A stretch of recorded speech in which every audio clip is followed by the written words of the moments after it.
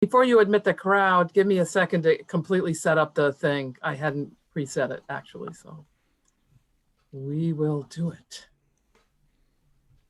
Yeah, it gives people sort of fumfer around when they come in, and this way there's something happening, but it doesn't, they get themselves settled down. I feel like I have to mute everybody though. Sometimes they haven't done that. Be ready. Okay, I'm gonna go to share and get it set for prime time.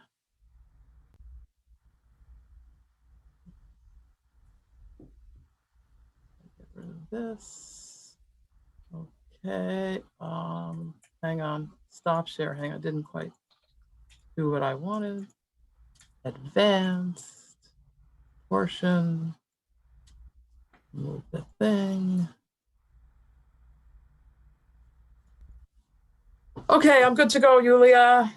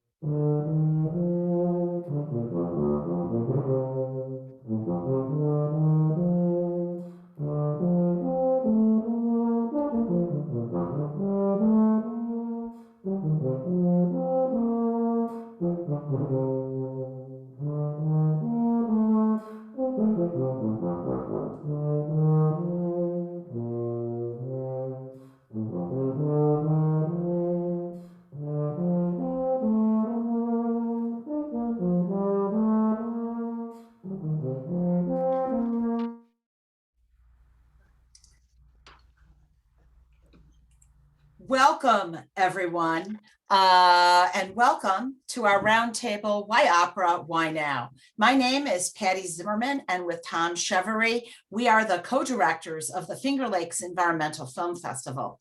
At exactly this time last year, we shuttered the Embodied Festival and ran 3 online exhibitions.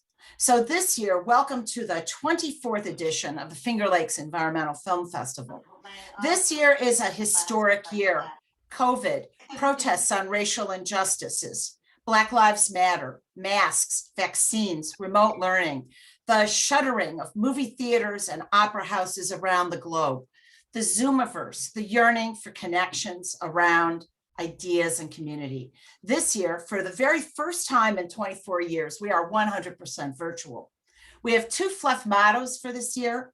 FLEFF, a different environment, and the other, we are the screen. Both were developed by our festival producers, Anne Michelle and Phil Wild from Insights International. We are delighted and honored that all of you from everywhere can join us today for this roundtable, Why Opera, Why Now?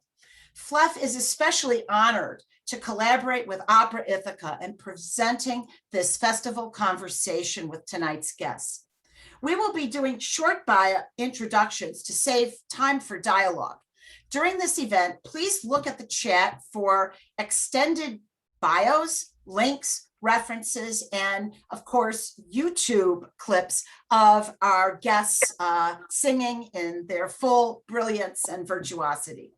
Participants should use the chat for questions as they think of them, or you can raise your digital hand and we'll pull you into the conversation live. At the end of this session, we ask all of you to unmute your microphones and to put your video on to applaud our opera singers who have shared time with us this evening. After the outro for FLEFF, we invite everyone on this Zoom to a short after party where you can talk more informally with our opera stars on the screen. Whoever would have thought in the pre-COVID world that singing would be dangerous, even could cause deaths? No one, I wager. The global pandemic has pushed opera to be suspended between two poles. On the one hand, where every opera house is closed down in the US and losing massive amounts of money, furloughing artists and their support teams. And then on the other hand, a time of extraordinary innovation and revitalization of this oldest and perhaps most spectacular of the performing arts. This innovation has propelled a massive paradigm shift in opera, where opera's happening in places we never thought before. Outdoor venues, pop-ups, drive-throughs, Zooms online, recitals online, opera clubs, film opera hybrids, virtual choirs such as Annie Lennox and the London City Choir's version of Dido's Lament. And even here, the Ithaca College Choir's two completely compelling projects, the Irish Blessing, and then the Amazing Grace Project, which was dedicated to frontline healthcare workers. And of course, there are also virtual salons like this one tonight, where we can get up close and personal and behind the scenes of opera. For me personally, in all of this trauma and loss of last year of the pandemic, arias and duets and choral pieces have taken me to a necessary elsewhere and fortified me for the struggles at hand by infiltrating my psyche and soul. Opera has brought me, and I suspect all of you in our audience tonight, solace and also strength. Now, I'm going to moderate this roundtable, and it is my pleasure to introduce our opera singers from across the United States. Daniel Bates, tenor, coming to us from Fort Lauderdale, Florida. Nicholas Davis, baritone from Omaha, Nebraska. Elena Galvan, soprano from Fort Lauderdale, Florida. Emily Pulley, soprano from New York City. Ben Robinson, tenor from Canyon, Texas. And Menyat Togia from Philadelphia, Pennsylvania. These singers have performed in classical and contemporary operas, not only around the country, but across the globe. They've sung Handel to Mozart, to Puccini, to Strauss, to contemporary composers and beyond. Their range and talent astounds me, and it humbles me. Their more extended bios are in the chat, and you can find their videos of their performances on our FLEFF website, and we'll also repost them in the chat tonight. Our roundtable title, Why Opera, Why Now, holds a special urgency like never before, because nothing is resolved in this world, and the pandemic has cracked everything open. So let's start with each of these questions and see where these extraordinary singers and artists might take us tonight. So I'm going to start with the first question, which I think we would ask whether there was a pandemic or not. And that first question is, why opera? And then we'll get to why now on the second round. So I'm going to ask Emily, could you start us off? Why opera?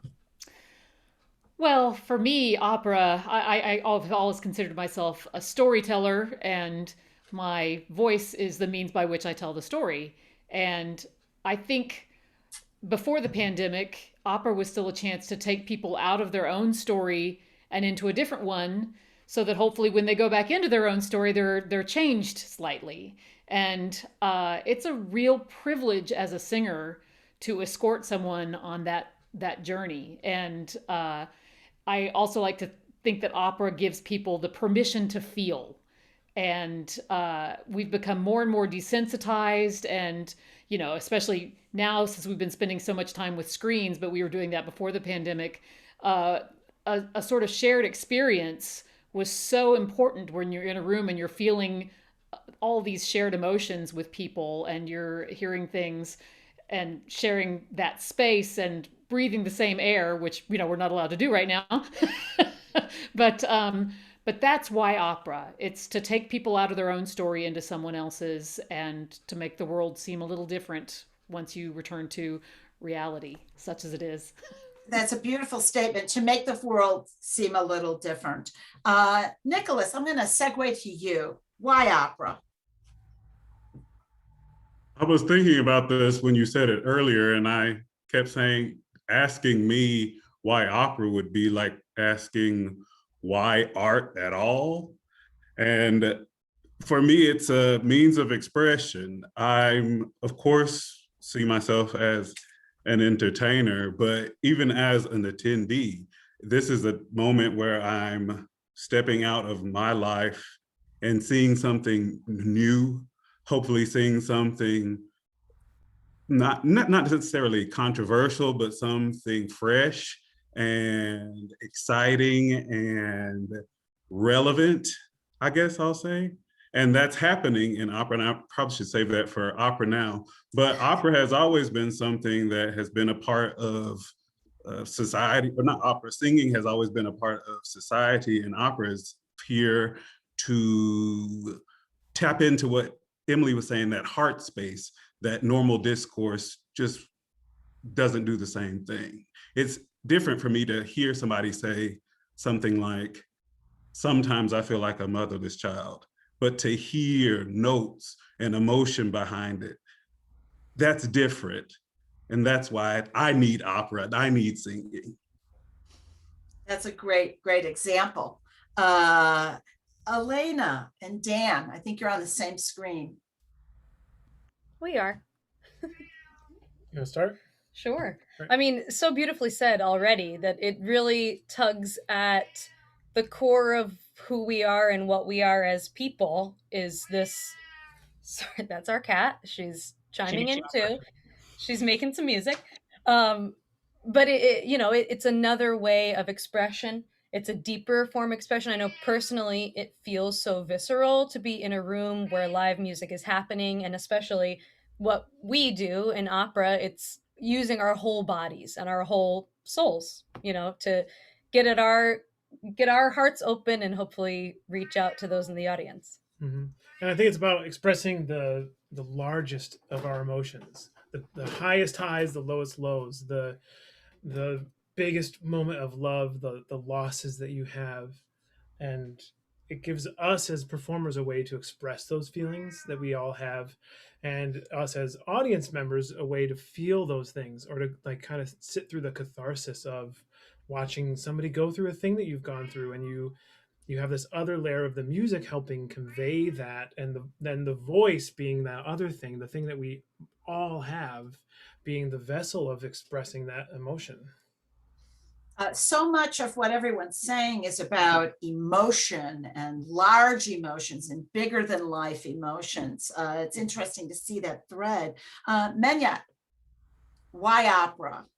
Yeah, so everyone has pretty much said everything that I was already thinking as well. Like, this is really, for me, again, like, it's an huge emotional connection to opera. And like you had said earlier, like, this is one of the oldest art forms. So we need to keep this going now, like nothing has stopped opera before. We got to keep it moving now, especially with all these new ways that we can and reach more people with it. And yeah, just being able to connect even through a screen or anything right now with opera, hopefully people can feel seen and see that their emotions and maybe some stories that they have too are being told in this way, in this very extreme and highly elevated way, with all the singing and the settings. Like, there's so many things that go into it, and hopefully other people can connect and feel seen with that as well. Not just the performers, but everyone viewing too. Yeah, I'm really struck by all your comments. You're so much talking about in extremis, extreme and elevated, and you're all talking about the audience, which of course we're all missing now, right? Ben, why opera? It's this culmination of art forms that I think is so powerful too. Certainly, the cultivated voice, the cultivated classical voice that's presented unamplified in most cases. And we're hearing something that's so pure. I also keep on thinking about how unusual it is to be singing something. When we go and see a play, or when we go and see the average movie, we are sort of in our own world a little bit more because we're talking to each other, we're listening to people talking. And with opera, all of a sudden we get this sort of this odd thing delivered to us, but we pay attention to it and it has that visceral impact. And then when you combine that with an orchestra and the visual impact and the visual art of a set, and the poetry that is the libretto and the emotion that's then delivered by the all of these things coming together, for me, it's addictive. And in addressing that addiction, we're also seeing that this is something that, to kind of like dovetail on what Menyot said, it's something that's persevered now for over 400 years, and there's a reason for that. And it's because it delivers this thing that, regardless of if we think we're opera people or if we're not opera people, it impacts you and it takes you to a completely different world. And it allows music to infuse every piece of the drama. And to me, that is just incredibly engaging and exciting. It's really great. And, I was taking notes while you were all talking, and I want to give a quick summation of what your arguments are as a collective for why opera. It's singing, it's emotional, it's an art form. It gives us permission to feel. It's a shared experience that's very deep. It's new every time. It goes to the core of who we are. It's deep, it's visceral. It involves for performers their entire body and soul. It engages the audience. It requires us to tap into larger emotions. It's cathartic. It's extreme and elevated. I guess I would call that double E's. It's the culmination of all the art forms together, and it delivers something that we can't get anywhere else by putting us in a different world. That's a really great argument for why opera. So now let's move to why now in a pandemic do we need opera? Just as part of our prologue. Why do we need opera now? And I'm going to go to Elena here and Dan. Why now? I mean, now more than ever, I think. I think we're all, starved for not just, connection to any sort of outside world, but connection to each other beyond screens, and I know it's sort of, there's some stat about how many people had spent however so much time on Netflix and these escapes that we're leaning into other art forms because that's kind of all we can tap into right now. So I think opera as all the things you just said, a catharsis, a release, something we can really lean into body and soul in a way, if you're singing. I think now more than ever. Dan, you're on screen, so Yeah, you want to pick up on that? I think that's a great way of thinking of it too. And I think also it's a time right now when I think a lot of us have felt silenced, or there's a lot less voice happening in the world. There's a lot less speaking. We come to meetings, and unless you're the person who's leading the meeting, maybe you're muted the whole time. So there's not that same sense of interaction ever. Even going out and like wearing a mask and like walking through the supermarket, you're not talking to people the way we used to. There's not that connection. There's not that thing. And even when you finally have that interaction with somebody, I don't know about any of you, but I'm like, wait, how do I do this? What is this thing? How do we do that? And I think that the most important thing is that it's our communication. It's our voice. It's that thing that's connected to us and attached to us. And opera is the complete celebration of the human voice. It's at its, like we said, it's at its extremes. It's at its most beautiful. It's at its most free at times. It's at I mean, we have these crazy low bass voices. You have Nick's voice, who is like this gorgeous low voice. And then you have, Mignot and Emily and Elena, who sing these amazing high notes. It's the extremes of it all, and we haven't been able to hear them. Yeah, and I love this idea of it's the voice that connects us all, right? So when we don't have our bodies, we have our voices that can connect us. And just so everybody knows, FLEFF does not like the webinar format. We like everyone on the screen with their cats and their noisy backgrounds. Nick, you were referred to. So Nicholas, how about that question? Why now? Why opera? Why now? Opera is not this static thing stuck in, Mozart or Bartok or whatever. It's relevant. And perhaps the culture that we've built around it needs to be reimagined. But when you have folks in Minnesota, at Minnesota Opera, doing Vietnamese opera with puppeteers, folks doing live shows virtually about mass incarceration and systemic racism. These are all stories that are relevant. And this is a art form that has a wide capacity and can hold multiple truths. So why not opera now? Why not? We have lots of stories to tell. This is a beautiful way to do it. It can be an inclusive way to do it if it's done well. Yeah, that's all I'm gonna say. And I'm glad you raised that issue because, of course, sometimes people think opera is just the bastion of the upper middle class white people, right? And I think that contemporary opera, as you're pointing out, has this capacity to actually dispense with that, perhaps cliche about opera. Emily, what are your thoughts on why now?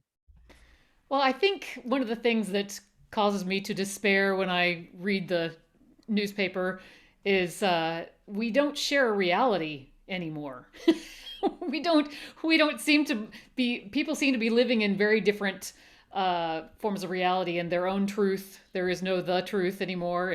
And so we know that we can't agree on reality, but maybe we can agree on an escape from reality. I say that lightly, but some things that I think, as we've all been spending time staring at our computer, the fact that people are finding the same thing funny or the same thing entertaining gives me hope. And so, you take an art form, and the fact that we're not trying to say, okay, this is reality. Let's step away from reality for a while, and let's just all experience this together and see how it makes us feel and see what we have in common. And I think that opera is a big enough art form, like Nick was saying, that it can bear a lot of emotional freight. And again, we need that now more than ever. And what used to be considered exoticism in opera, they take you to other cultures and this, it's like, and now that we are one global community, we're seeing more and more operas that are not trying to give, an impression of other cultures, but are actually immersing people in those other cultures. And I think that's incredibly valuable as well. Yeah, this whole notion of taking you somewhere else to immerse through the voice. Ben, why now? Well, it's funny, and I know we're going to be addressing COVID specifically and sort of how we've been shut down. But this is this moment for the whole world where we're taking a pause on some things, considering how we've done everything up to this point. And for me, that's really exciting because it represents a restart. And looking at this year and looking at the social justice issues that have come up this year, taking, what Nick said about this being such a this art form having such a broad capacity to showcase everybody and to reinvent stories to, these are very human stories that we're telling. They just sort of happen to be bigger than life so often. And I just I think that the why now is that this art form has a complete another 400 years of reinvention now to give. And we've come to this point where we've run through a certain amount of stuff so far. And in some cases, the art form has hit some brick walls, and we're seeing that. And yet we're also seeing this incredible promise. And for me, the now is in the promise of what this art form is. And I just see nothing but potential in it. And it's deep, it's wide, it's completely inclusive, and it's completely everybody's story. It's universal, and it's certainly not just for a specific class.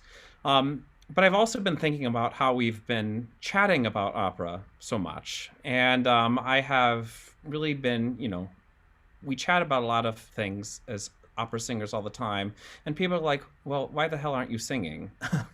And so anyway, that's my ham-handed segue to say I think we should give a little bit of taste of something, and I am definitely going to say not it, and I'm going to point to Elena and Dan, because you happen to be in the same space and you happen to have gotten married just so that you could be quarantined together for this very occasion.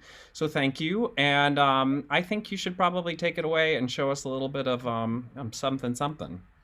Yes, we learned this duet when we got married, actually. So we decided that we would bring it to you all at one of the greatest love songs that is in the operatic realm.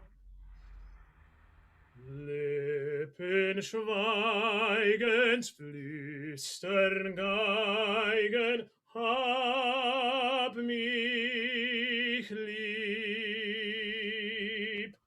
All die Schritte sagen bitte, hab mich lieb.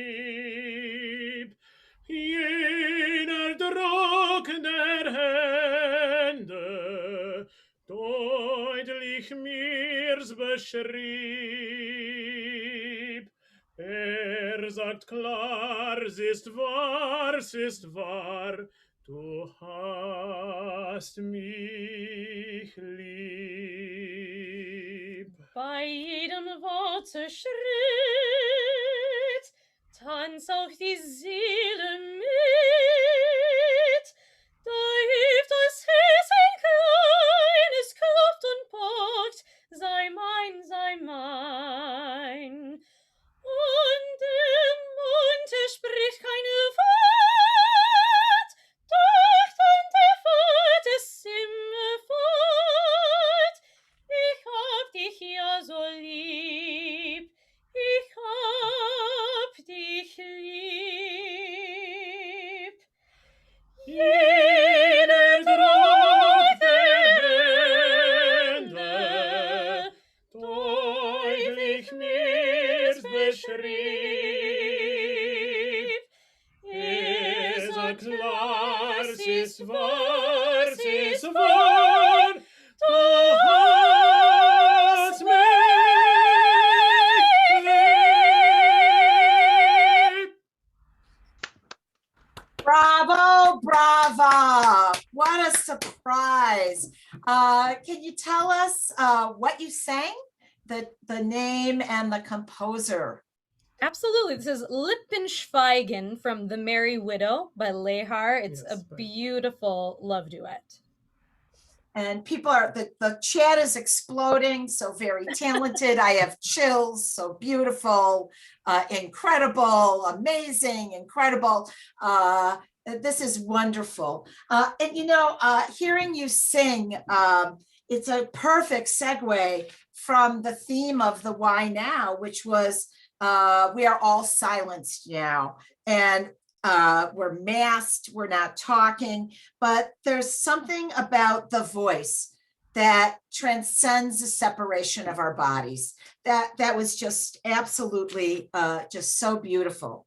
Now, this leads us into talking about some of the enormous challenges in the world of opera. And I was watching you both just now, and I was struck by something. Is when I think of opera singers, I think of people who are in big spaces singing without microphones, responding to big casts and huge audiences, and moving their bodies. And I noticed you two could not contain yourselves. You're moving and constantly moving.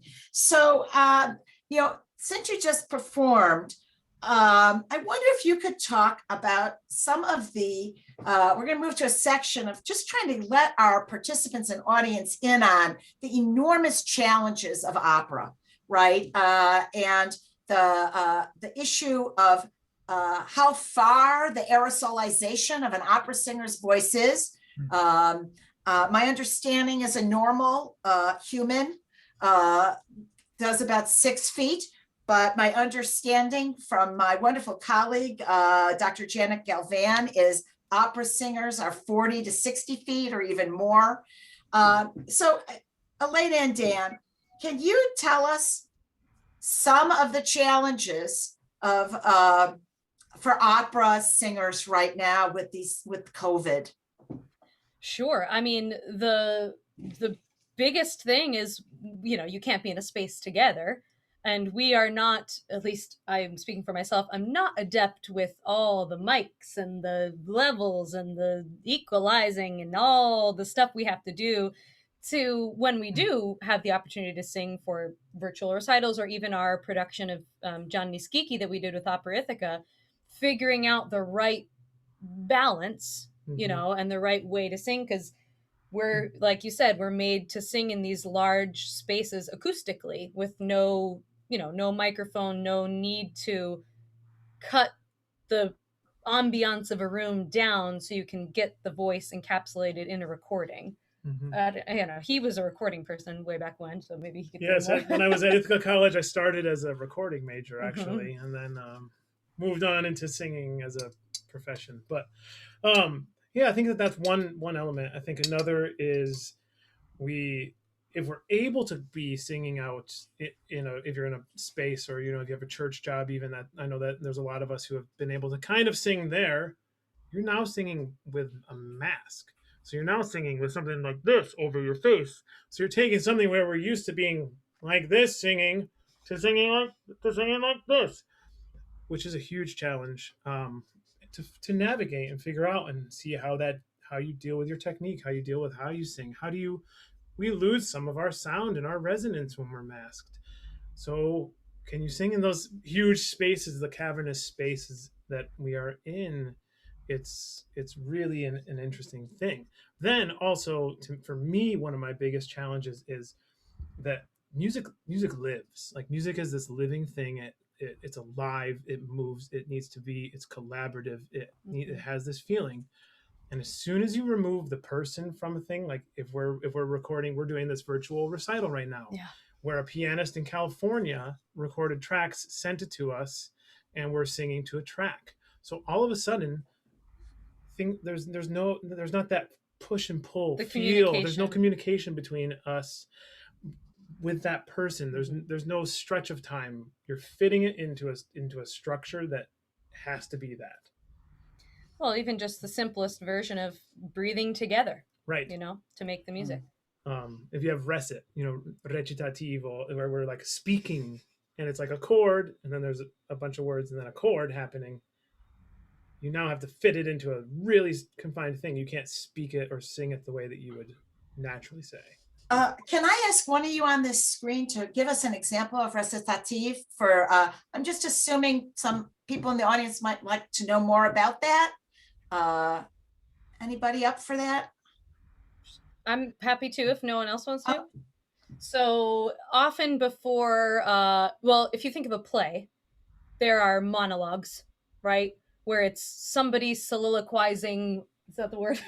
I may have made that up, but making a soliloquy about a feeling, right? That is essentially what we call an aria or a song in opera. Then there's the recitativo, which he was talking about, which is kind of like dialogue in a play.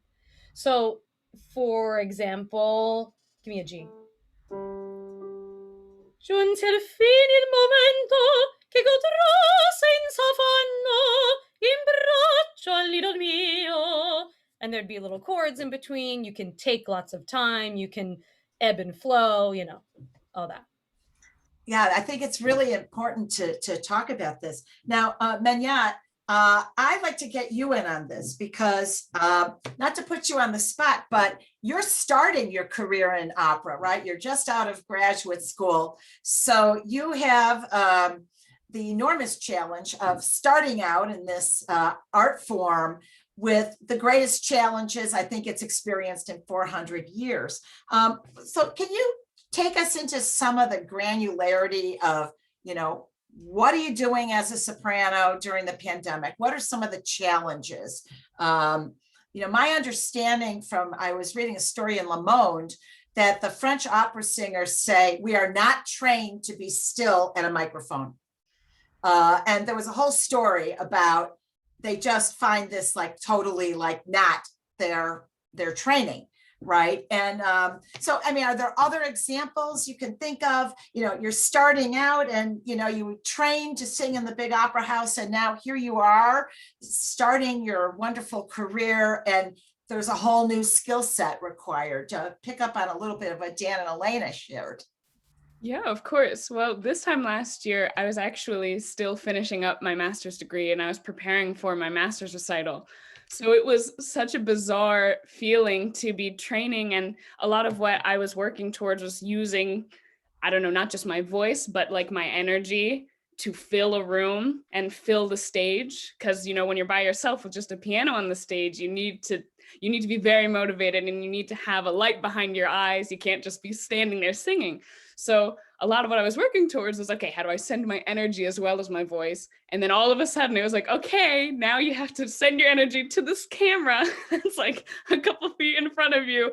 And it was just a whole different mindset of figuring out what reads well through my phone camera versus, you know, what was reading well on the stage. So not only just figuring out what my voice was going to be doing with a microphone, like that was a whole thing, but just figuring out how to act and portray storytelling in a completely different way. So that was one of the challenges, but it's also nice to be able to kind of dig into a new way of doing my art. So I don't know, I feel like I can add this to my little, you know, toolbox of yes, expanding the toolbox. Yeah, yes, wonderful. Yeah. I mean, in one way, you're very lucky, right? Yes. You know, it's a lucky moment. Now, Nicholas, I have to go to you next because when Dan and Elena were singing and when they did the recitative, you were doing this. I want to know why. And I want you to maybe share with us some of the challenges you've experienced and in a real granular level. I'm trying to get us all to get inside the world of a working opera singer, right? It's a chance we have. So, you know, you're on deck next. Yeah, I was snapping for my sis because that was a beautiful Susanna. Loved it. I'd love to see you do it. Thank you. So as far as challenges for me, it's the uncertainty, which is funny because even before it was very uncertain. So this is just another layer of it. Now, I've been very lucky that I've been able to be in a fellowship here in Omaha. I moved here for this fellowship at Opera Omaha. It's a community work, and I still get to do some singing. And even with it, I'm able to do outside gigs. So I've been lucky, but I have a lot of friends who haven't done anything, or a lot of friends who don't have the resources to do some of the things that I've been able to do. If I hadn't been working for this company, I would have not been able to use the studio space to do Death by Life that I'll be doing in May. It could be little things like your internet speed and something that would cost money to raise to get a high enough speed so you could be a part of a project, but then you don't have a job, so you're trying to make money and spending money, and just a lot of uncertainty at this time. Thanks for sharing that. And, you know, I think that the glamour of opera, often people don't understand that so many people in the arts are basically freelancers and that this is a huge challenge in all the arts, because it's not as though there's full-time employment, like as though you were working at an investment bank. Ben, I wonder if you could share with us some of the challenges right now of opera, because your perspective is you're not only a tenor, but you're the artistic director of Opera Ithaca. So, some of the challenges, and particularly, to me, opera depends so much on collaboration and on spontaneity and on surprises, where maybe the audience explodes and there's a little pause. So can you take us a little deeper into some of the challenges, being artistic director of an opera company? Well, COVID was the ultimate spontaneity for us. It was the ultimate spontaneous event that made us rethink things. And a year ago, this year, we postponed our production of The Marriage of Figaro, which is the recitative that Elena sang is from the last act of The Marriage of Figaro. And all of a sudden, everything that was looking just so bright and optimistic went into a tunnel. And we thought, all of a sudden reports are coming out about how dangerous, particularly live singing is, with the, it's gross to talk about, but the aerosol projectiles associated with singing. The fact that, we reach out to a diverse audience, but that we want to be able to protect the audience, and we want the audience to feel comfortable with something like this. That we want to stay true to the fact that this is an acoustic art form, and yet at the same way that as a very young opera company, Opera Ithaca was only founded in 2014. And while it has grown very rapidly and has had quite a bit of success developing a lot of different arms that have reached a lot of different people, it's still so young that it very much scared me that this was going to, be a year where we didn't reach people. What I say in terms of trying to go with the moment is that we really reached we are supported by a wonderful board of directors who rose to the challenge and embraced this moment and said, we should do something. We should do something that's different and perhaps unexpected. We can pivot because we're a smaller company and we don't have the overhead that some other companies have that prevents us from sort of planning on the spot. And so out of that was born this idea to develop our own film, and really, specific to that, not just sort of do a film where we're apologizing for the pandemic and trying to reach out to people and say, well, this is the best that we can do, but to really embrace the challenge of the pandemic and then let our reality as a community be reflected in the art that we're putting out. Because to me, that's what has been missing in the opera field for a long time. Not uniformly. There have been many, many glimmers of just brilliance and being able to reflect the community. But this was a chance to show this opera, Gianni Schicchi, which we ended up turning into a film, an opera that that will turn 103 years old this year. Set it in the pandemic and show a family that's dealing with the same COVID stuff that the rest of us are dealing with. And it so happens to be a funny opera, and so they're dealing with it in a funny way. But to let that be the reality, and so show that everybody's meeting on Zoom, so why wouldn't these singers be meeting on Zoom as well? And that's their reality. And instead of sort of apologizing and just kind of having everybody inside the box, I was really fortunate to, be with a brilliant cast, but also a brilliant co-director, David Kosick, who we really explored this idea of what the limitations of Zoom are. Who are the people who don't understand how to do Zoom? And when they're standing up or they're like, doing something weird like that, and they're in and out of the frame, or they are, how are we experiencing this? How can we turn that into something operatic, and how can we stay connected to the audience and give them something that they can access completely? And what was born of that is something that I think is truly exciting. It's still a scary time because there's a lot of things that are uncertain still. The biggest question to me is, when is the audience going to be comfortable to go back to new normal? Okay, Ben, I'm going to interrupt you here. I want to make sure that everyone knows what you're talking about. Opera Ithaca did Johnny Schicchi, and this is a Puccini opera. It's a shorter opera, and it premiered during the first epidemic, the flu epidemic, the flu pandemic in 1918. And this was done as a Zoom production. And I just want everyone here to know that all of the opera singers on our Zoom tonight were part of that production, just so that we don't get too into the weeds. Sorry to interrupt, Ben. If you're, with your kind permission, I'd like to pull it over to Emily for a second, because Emily, you've had such a long career. You've sung in opera houses all over the US and Europe. And I was really struck when you did Johnny Schicchi about your facility with understanding Zoom. You seem to know when to go in and when to pull back. So I wonder if you could segue for us a little bit about,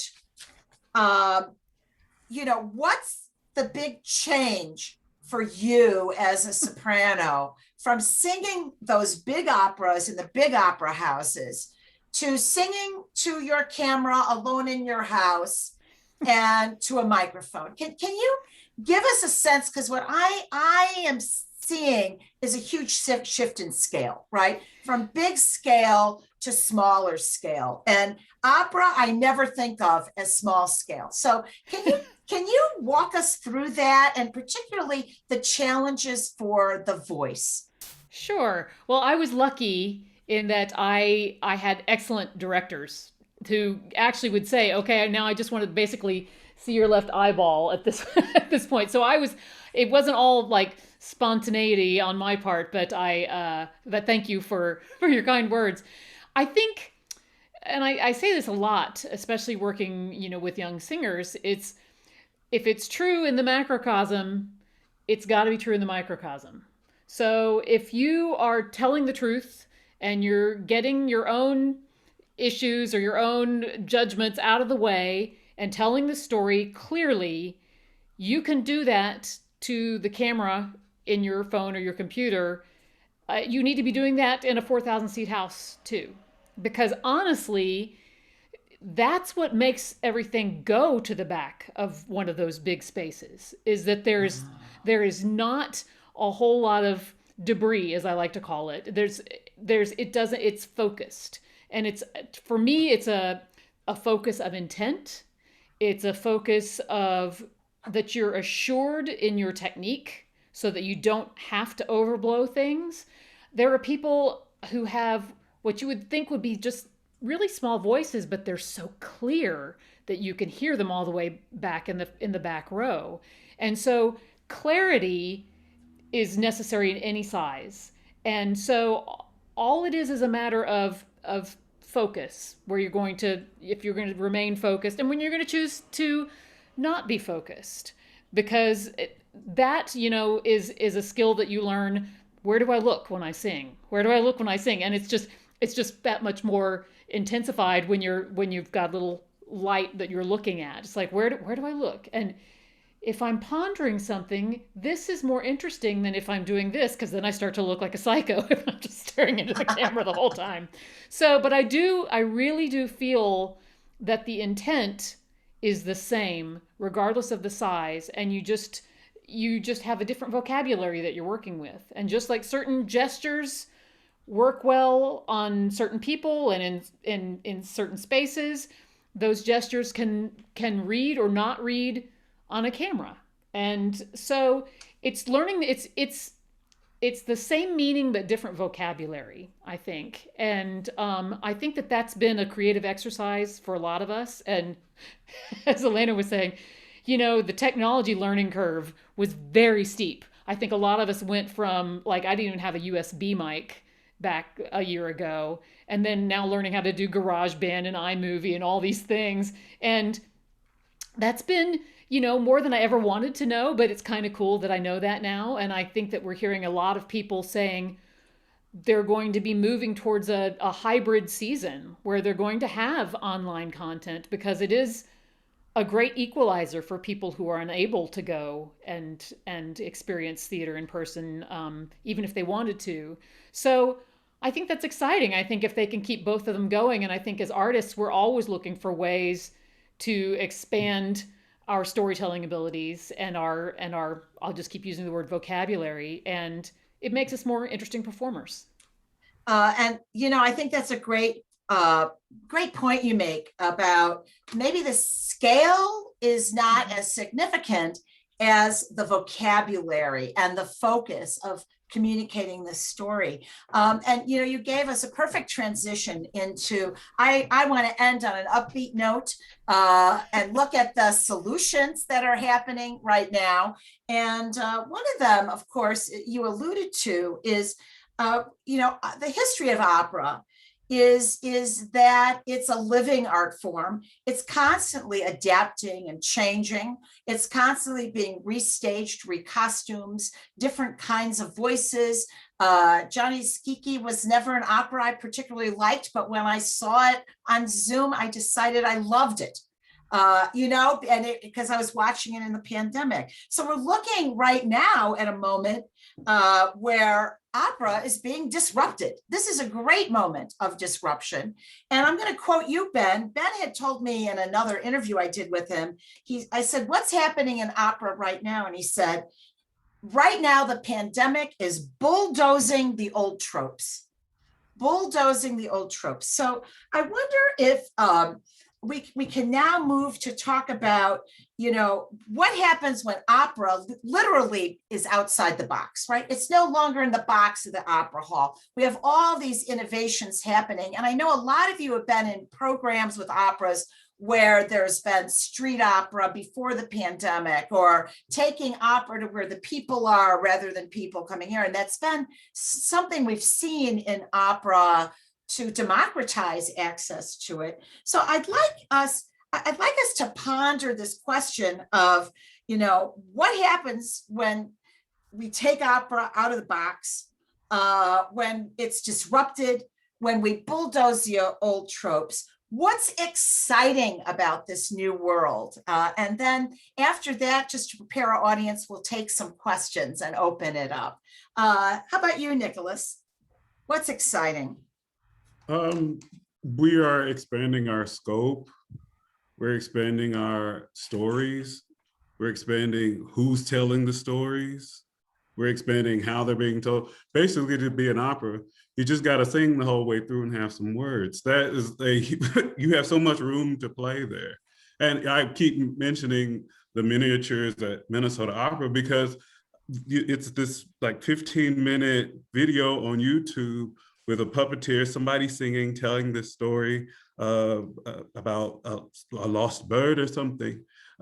And this is so new and so fresh and so exciting and so engaging. And I'm somebody that truly believes everyone has stories to share.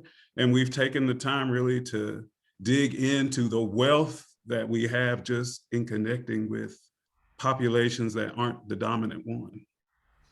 Wonderful. I mean, for you, opera is very political. It's an act of radical insurgency to open up places for voices.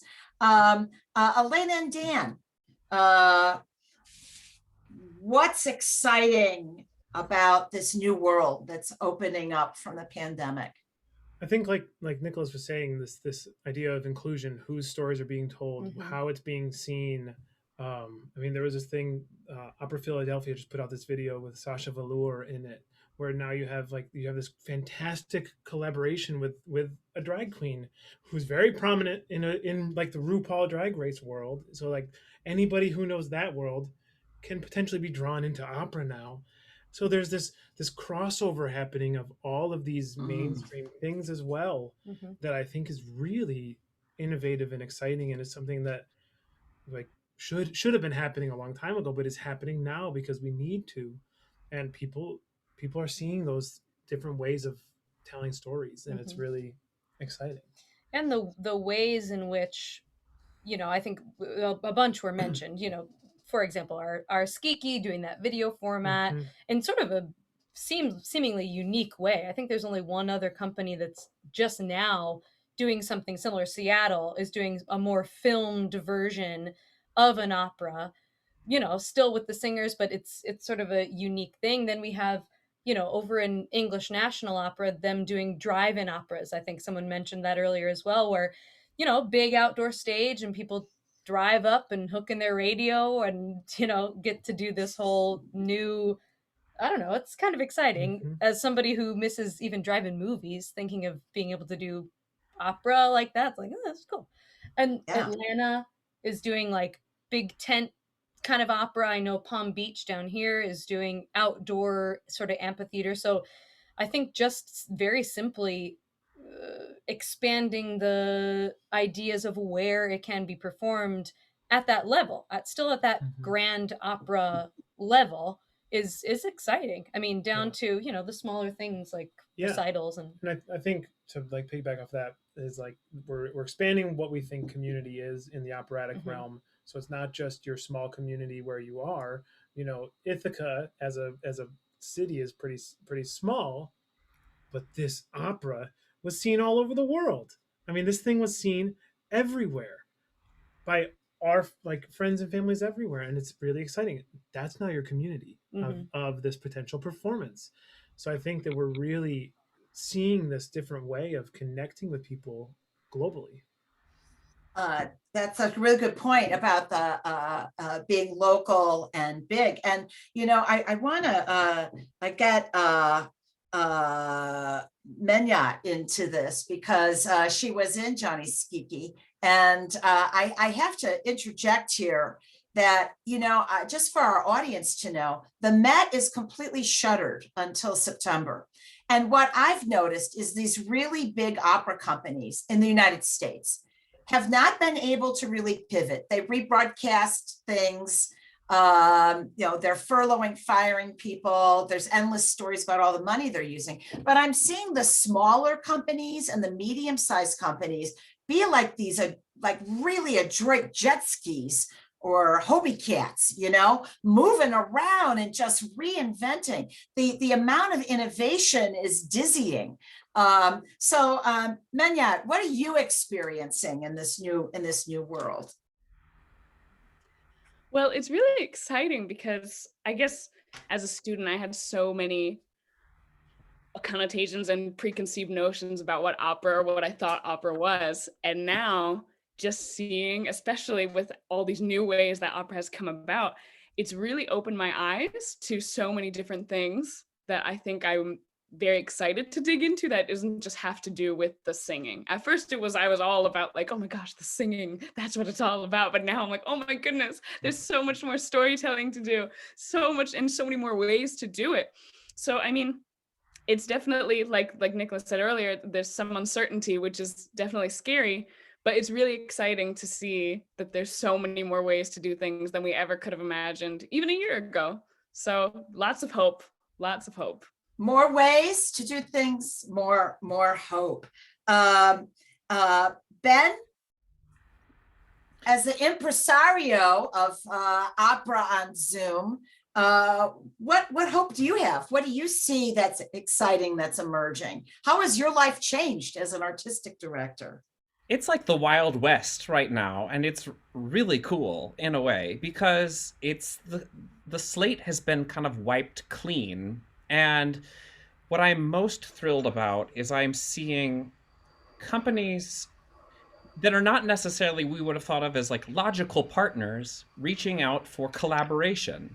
All of a sudden, we can rebuild out of this thing together, and we can incorporate more people into it.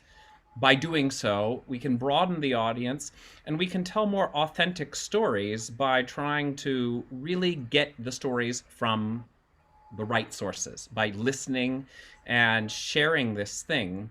And that's been, to me, the great silver lining of this thing. Just how much you talk about paradigm shift. To me, that's what has shifted. I I was talking with my dad the other day, and I just was able to release my third film project through my other company, taking a film and turning it into opera. And it was a version of Mozart's Bastien und Bastiena. And my dad very much does not love opera. He tolerates opera, especially if I had a lot to sing in it. And now that I'm directing it, he's like, it's been a head scratcher for him to how to like get invested in it. And he saw this thing the other day, and same thing with Johnny Skiki. And he was like, I just got it. And he was like, it was like, he responds to movies, and he responds to characters that he sees, and he responds to, like, you know, Nick and his crazy like expressions and like his vibrancy as a character, and he got all these people, and he saw this, and for him, somebody who's not into it, all of a sudden he saw all these other elements that are coming into it, film, and the possibilities that are coming out of that, and it engaged him in a completely new way. And we have this chance to engage a completely new set of people now and set the rules anew. And it's a total reset, I think, is something you've said to me over and over. And this idea to engage new people gives us a great dramatic transition to getting questions from the audience, Ben. There are a lot of questions here. I'd like to ask if people can do it, please try to raise your hand so we can get you on camera, because I think when we have opera singers, we want it live. I'll take a few questions from the chat. There was a question for you, Dan, about how does someone start out in audio recording and engineering, which was a major in the School of Music, and then become an operatic tenor? Well, I was fortunate that I chose to go to Ithaca College, where the recording major is a part of the music school. So you are a Bachelor of Music in recording. So as part of that, I had to choose an instrument. And fortunately, I had sung as a child a lot, mostly musical theater, never opera. I learned an Italian song to audition for Ithaca College, to audition to be a voice recording major. And I just happened to get paired with this fantastic teacher, Dr. Brad Huffam, who basically said to me after my first year, when I was kind of like getting a little bit more bored with some of my like hours and hours and hours editing my recording, he was like, you have a voice. And I went back to my room and I put on a recording of Luciano Pavarotti, who, if any tenor, anybody who hasn't listened to opera, just go listen to Luciano Pavarotti. Sing anything. He could like actually sing the phone book and you would actually listen. But it's like, it was remarkable. And I was like, this is unbelievable. And I just started listening more, and I started listening more, and I started kind of playing around with it. And by the time I left Ithaca College, I left with a vocal performance degree, because I knew that that's what I had to do. And so there you were. You're a poster child for a college education. You came in doing one thing and you left doing another. And I should point out that Elena Galvan is also an Ithaca College alumni here as well. So they're taking up, that's why we have both of them on the screen, a powerhouse couple. There's a question from Allie, and this is a really great question. She says, when people normally think of opera who don't maybe know that much about opera, they think about Italian with extravagant costumes. And Allie asks, are there other types of opera from other countries? And I want our back end team to get ready, because I think I'm going to ask everyone on the screen to give one example of something Allie and other people might want to hear and might want to, that is beyond Italian opera. So Emily. Well, I think the other thing that people naturally think about when they think of opera is the breastplate and the spear and the horns. That's what they think of. They think of And that's, that whole world of German opera, there are some people that's all they listen to. And it's larger than life and longer than life, seemingly sometimes.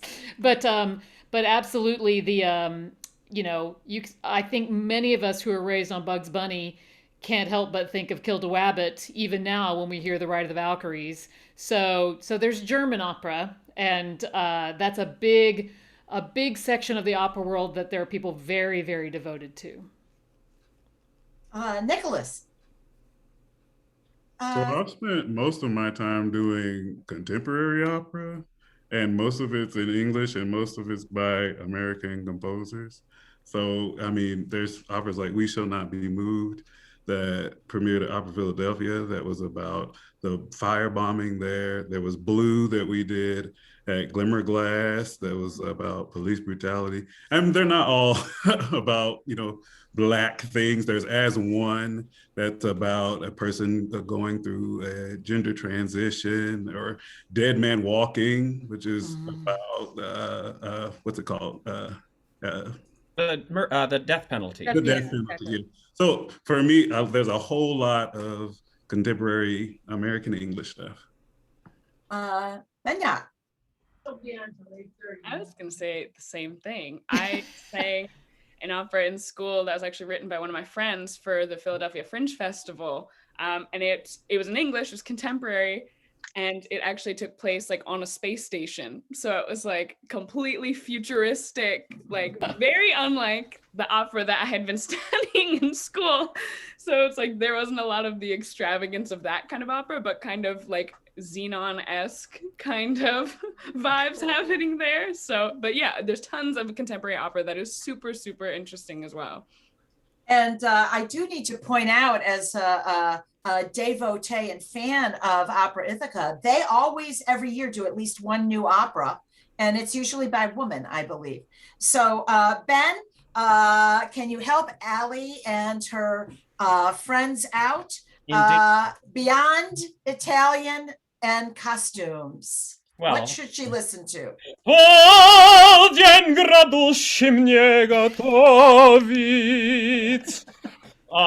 Which is about as much Russian as I know, and there is a huge tradition in beautiful tradition. That's something that's from Yevgeny Onegin by Tchaikovsky.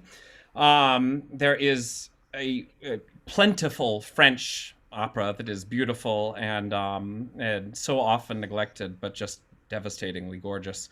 There is quite a bit of Czech opera, with Rusalka leading the way, the Little Mermaid by Dvorak, and did Ariel once, yeah. No, that's my dream. And but a great tradition of English opera as well as American opera. Spanish opera there are neglected Spanish operas, and then there are some fabulous new Spanish operas that are coming out. There are operas in every language, and there are traditions in every language, and certainly there are translations. And one of the things that's so cool right now is we're challenging what is essentially a Eurocentric art form to become bigger than that. And we're playing with, what some of those tropes are, but we're also sort of opening our minds to what some of these other things can be. And opera is so dependent on what the language sounds like, and what the cultural language sounds like musically too. And so that's what is so beautiful for me, is exploring that culture through different kinds of opera. Wonderful, wonderful answer. I mean, my God, I wish I could write down all these titles, and I hope our back end team and interns got it all in the chat. There's a wonderful question here, and I would call this about a kind of way of looking at opera singers as real people with real stories. And this questioner wants to know, how did all of you discover you had an operatic voice? I think that's a great question, because we as opera addicts go to the opera, and we are in awe of the gods and goddesses and these voices emanating from somewhere we don't even understand. Do you go to first grade and say, gee, it's time for me to be a well-known soprano? Anyone want to share their story? Emily. I want to ask a question. I mean, just by show of hands, how many of us intended to do something else and ended up in opera? So that's most of you. Yeah. Except for Ben. It's been kind of a running joke among my friends that most opera singers either wanted to be, Broadway belters, that was me, or rock stars, or recording engineers. And especially if you weren't necessarily raised with it, I don't know that was something that you were taught that you could aspire toward becoming. And I remember my high school choir director, when I expressed that I wanted to perhaps major in voice, he goes, well, yes, and you should go and study with my teacher and go to my university. And I said, famous last words, I said, well, I'll go study with your teacher, but I don't want to sing any of that opera crap. So, and it was years later, and I think, speaking for myself, that complete involvement that you feel, kind of like what Elena was saying, of body, mind, soul, that you're just completely engaged on every level when you're singing opera, and you just, once you discover that, there's really no going back. It's like, this is I mean, I feel better about myself and about the world and about, and that I can contribute something. And so yeah, it was certainly the last thing on my mind. But I had a teacher who just didn't ask me, do you want to go to this competition? She would say, oh, by the way, you're going to this competition. So that's what kept me motivated to keep going, and the success that I had in those competitions. But I'm very grateful, because it certainly wasn't where I started out. So you started out Broadway belter and Yep. rock and roll star. Sure. And how old were you when you had your epiphany to switch to opera? I was in college. You were in college. I didn't even realize that what I was singing was opera, because most of us are trained on 18th century Italian art songs is sort of where we start off. And they're opera arias, but we're like, oh, these are pretty Italian songs.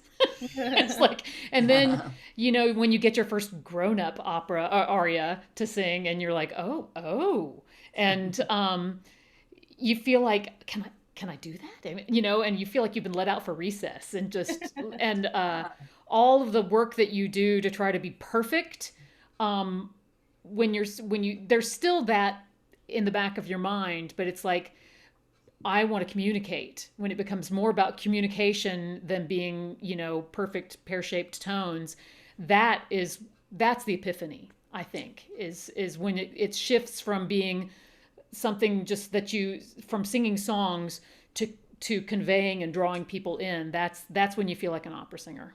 The turning point from technique to communications. I think so. From inward to outward. Yeah. And invitational rather than presentational. I think invitational rather than presentational. Those are wise words. Nicholas, what's your story? Well, I at one time wanted to be a history teacher, and somehow somebody at school talked me into taking voice lessons. And school at university or high school? I was in high school when I had my first voice lesson. But then when I got to college, they said, because I went to this program in high school, they said, well, you can get your undergrad paid for if you're a music major. And I was like, tell me more. That's kind of how Where did you go to school? Yeah. In Kentucky, they have this thing called the Governor's School for the Arts and the Governor's Scholars Program. So that's how I sort of hopped into it. Just kind of rolled along. You just moved along. And was there a point when you had that kind of Wunderpunkt of turning from presentational to invitational, from inward to outward as a singer? When I sang Papageno and I was a sophomore Papageno from the I Magic hadn't done a Flute. show. Yeah, I hadn't done a show. I I was pretty quiet, I thought, and something just clicked when we got on the stage. I said, Yep. you know, perform for the folks. Wow, Papageno. I would do anything to see you as Papageno. I want to go to the people who did not end up in kindergarten saying, I'm going to be an opera singer. So let's go to Menyat. What's your transformation story? Yeah, so this is a huge shift, but I wanted to be an orthopedic surgeon. Oh my God. Yeah, I don't know. It just was like, that was what I was set on. And I'd always been involved in music. Like I had been in orchestra and choir since I was in elementary school. And then when I was in high school, it was like we were preparing for like district chorus and there were like individual auditions. So my teacher would like prepare us each individually. And when I came in to sing for her, she was like, have you ever thought of, like going to school for music? I was like, no. I was like, I could never do that. I was like, I just do this for fun. I didn't think that I was anywhere near career ready. And then she's like, maybe you should just like apply to one school if you feel like, there's something that you would at least like to do. And I was like, okay, I'll do it, but I don't think I'll get in. And then I got in and I was like, oh my gosh, this can be a thing, I guess. Like, I guess this is my time. And yeah, so that. It really was kind of, I guess, late in the game, but I didn't take a voice lesson until I went to that college then. So wow. I was like 17. That was like my first voice lesson. Yeah. Wow, that's a great story. And the image I'm getting here is that opera singers are not trained like Olympic athletes, right? Who learn to ice skate when they're 2 years old and spend their whole life. This is something where people are getting into it in early adulthood. Well, your voice isn't, it's not, you'll see these child prodigies on like these competition shows and stuff. And I think I know people send, oh, have you seen this? And they'll send it to us and when we're all watching like this, because so much of the time, that voice is going to be completely destroyed because you're just not physically able to do that type of operatic singing. There are always exceptions. Julie Andrews was an exception. But, that's, I think, one of the great frustrations for young singers is that they know how they want to sound, but they're just not physically able to make those sounds yet. So it is a study in patience. And I think that there is something that's kind of great to discover it later because you don't have that, you don't have to play the waiting game as much, and so, interesting. Yeah.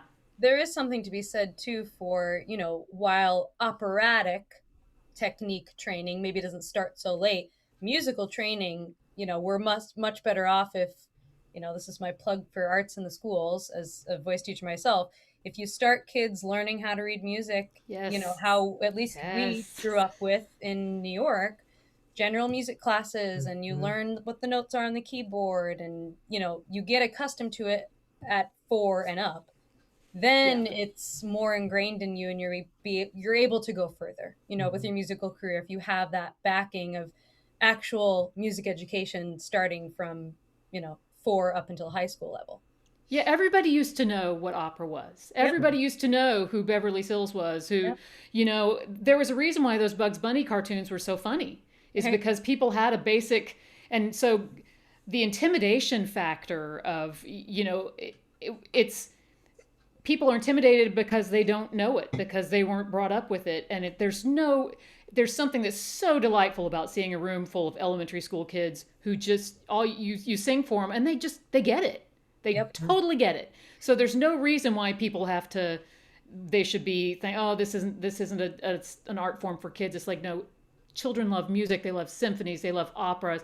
And it gives them a entryway in a whole other world. And I'm sad to see that musical and arts literacy is not emphasized as much as it could be, because again, it can be a great equalizer for everybody. And if I may, there's a quick story on that, kids appreciating opera. I've been a part of many companies, opera companies in the country that do educational outreach, including San Francisco Opera as a part of their opera guild out there. We would take operas to elementary schools, one of which one year was La Boheme, which famously, the woman is very ill and dies tragically at the end, and her love story is broken. And we're kind of thinking like, oh, are they gonna we're like in front of 2nd through 5th graders, and we're like, well, we'll see what happens. There was this tiny little girl, these like 3 girls in the front, just like looking up at a rapt, right? And at the end, when she died, one of the girls was like, turned to her friend in horror, and the other one was like, she died. And they were just baffled and so moved, and like they were in it, these tiny little kids. So, it's big themes, big ideas, but they can feel it through the music. Yeah. Big themes, big ideas. That's opera, right? Yeah. Ben, you did not raise your hand when Emily said who came to opera late. So I saved you for last because I'm sure there's a great story here. Tell. I drank the Kool-Aid very early. How old were you? Well, it was still high school because I didn't take voice lessons until after my voice had changed. And that was on advice of people. I had just several really wonderful music teachers in middle school and early high school who, as I was singing in school shows, said, you have the capability, and everybody always has a La Boheme story, but my school took a class trip to New York and we went to the Met.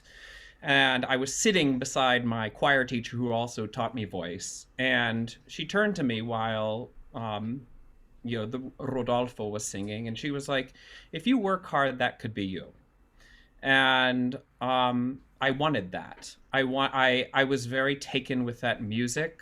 And I just wanted that. And ironically, as I find myself like walking away from singing as much and sort of leaning more into directing, I really, and opera administration, and I really feel that like in so doing, in getting into singing, that I just fell in love with the art form. I fell in love with opera, and I realized that like it really is like what I live and breathe.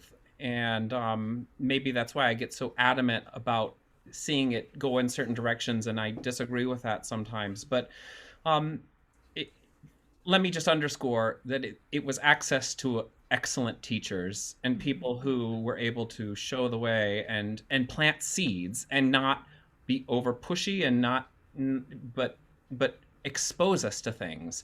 And to piggyback on what Elena was saying, like it's about showing people that there's something different. And it's to bring it to the bigger point, it's about showing that in the opera world there are many possibilities. It's about all of these different things, and it's so flexible that it can go in any of these directions. And that to me is the joy in this, and that was the attraction from a very relatively young age, when said Kool-Aid was drunk.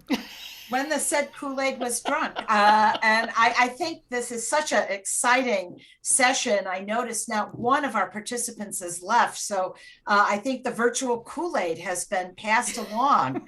I think, Ben, what you said is so powerful. Opera is what you live and breathe. And I think that can be said for every single person on this screen. And the idea that opera takes us to these other worlds. So what I'd like to do now, we have about 6 minutes left, is I'd like to ask each of you to once again return to that question: why opera, why now, as takeaways, right? So, after we do that, our takeaways of why opera right now, I'm going to ask everyone in this Zoom to unmute and to turn on your camera. Our performers had their camera on the entire time, and I think we can honor them so they can see your faces, and we'll give them a round of applause. And although Bravo and Brava are banned in Vienna now, on Zoom, we will allow it. So I'm going to ask, why opera, why now? Return to our initial question and the theme of our roundtable. Dan, why opera, why now? Because it's awesome. And I'm, and also for me, I'm tired of hearing my speaking voice. I need to hear the singing voice, I think, as well. But no, it's an amazing thing. It's like wine, you can continue to learn a lot more about it and refine your taste. You can continue to dive. You can dive as deep as you want. You can go to the vineyards. You can go taste the grapes. But also, you can sit at your home and drink from a box out of your fridge. Okay. Elena, why opera? Why now? Oh, that was great. I mean, as it's been said a lot, right? It's an all-encompassing art form that we all cherish, and I know we both as teachers are trying to bring it to our kids too, just to expand everyone's palate. Mm-hmm. Again, back to the wine, but expanding their minds, expanding the way in which we feel and experience music. It's a very unique thing that we get to do that involves so much and so many. Mm-hmm. Excellent. Nicholas, why opera? Why now? There's a interview of Jessie Norman. She's like sitting at this like grand pool, and somebody asks, she says like, singing is for me something, something, something. And the last thing she says, an extension of my breath. And that's something we all have, it's the ability to breathe. So for me, it's this idea that everyone has these stories that need to be shared. And we have this medium that is capable of multiple truths and has a wide capacity to tell them. Ben. I say because we're 400 years into it and we're just getting started. And it's something that we're seeing a chance to pivot. We're seeing something new. We're seeing forces come together, which has been the truth of opera from the beginning. Forces coming together in collaboration to make something wonderful happen. And now these days, there's that renewed spirit and what that can be. And you combine that with this anything goes kind of mentality that the art form is facing. And yet, like, we find that it's more alive and more resilient now than ever. More alive and more resilient. Menyat, why opera? Why now? So there's an opera out there for everyone. Like when we were all talking about the different types, like there's one out there for any type, any taste. And also we just have a unique opportunity right now to be able to reach so many more people than we would have just performing in opera houses. So yeah, I just think it's a really, really great time to do that. It's a great time to be a performer, not what people might think with all these opera houses shuttered and people losing jobs. Emily, why opera? Why now? I think because opera is simultaneously escape and connection. And depending on, I think we need them both. Sometimes we need more escape and sometimes we need more connection. And I think it can meet you wherever you are in that zone, and it can take you places. And again, it gives you permission to feel, and it gives you permission to share something with people, to share a larger than life experience. And this is a beautiful way to end. Impossible to summarize. But I'm going to ask, I'm going to take a second and ask our participants, we don't call you audience, your participants, to unmute and put your cameras on. And while you're doing that, I'm going to share that what we've learned in this wonderful session is optimism during a very difficult time for all of us. We've learned that opera is about various forms coming together in this rush of 400 years of history, that opera is a place for multiple kinds of stories to be told, and not just told, but to be exuberantly expressed through the human voice.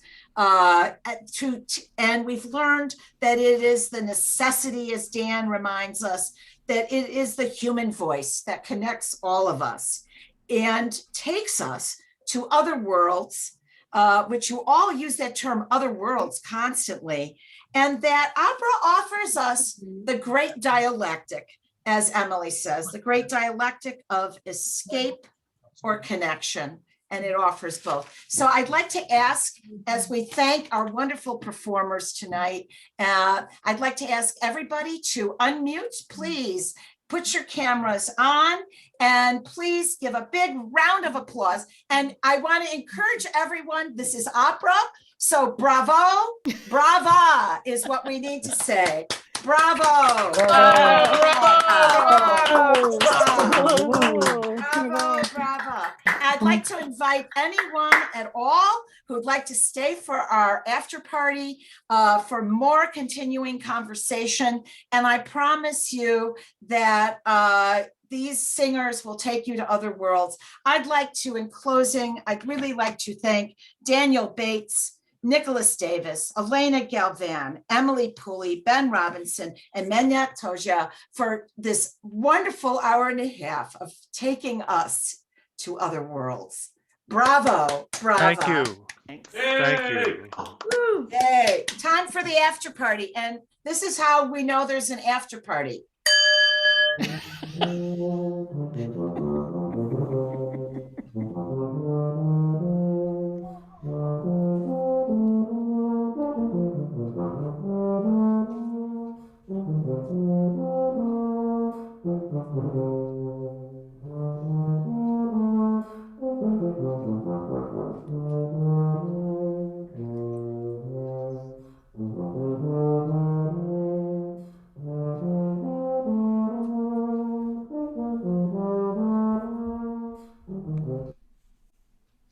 All right, so here we are, we're after partying, and I'm going to kick it off